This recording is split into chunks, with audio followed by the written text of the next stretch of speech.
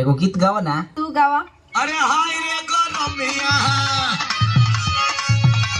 अरे हाय रे गरमिया, छोड़ाई देला पानी, हाय रे गरमिया।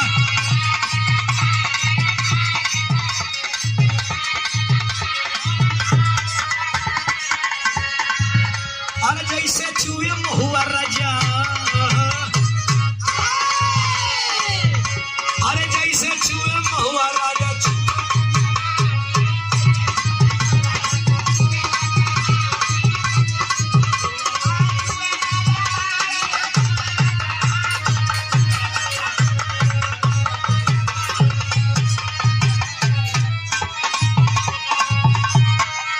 करे जाओ काहो करे जाओ काहो करे जाओ।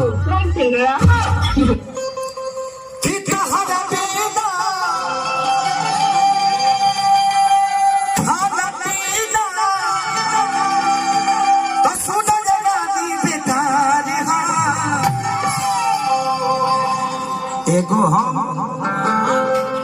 हमर दिल ए जान होई तीनों तहार।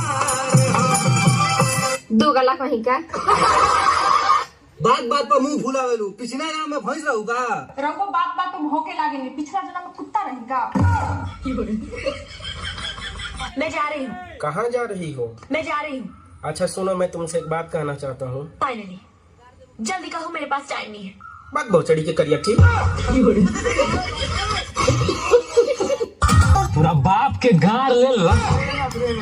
हाँ कड़कड़ा के तीनों फेस गलाई ना जा। अरे बा ये तीनों फेस का होला हो। अभी भरमे में बड़का तू तीनों फेस के मतलब तो के जानकारी लेके इस लड़का से पूछिए। बताओ रे भाई। बता तो भाई, बता हो? तीनों फेस के मतलब क्या होता है? दूगो छोटा का एगो लबहारा का।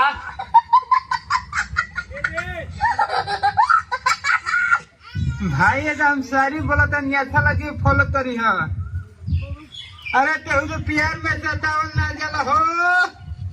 तेहू क्या करता है अपन?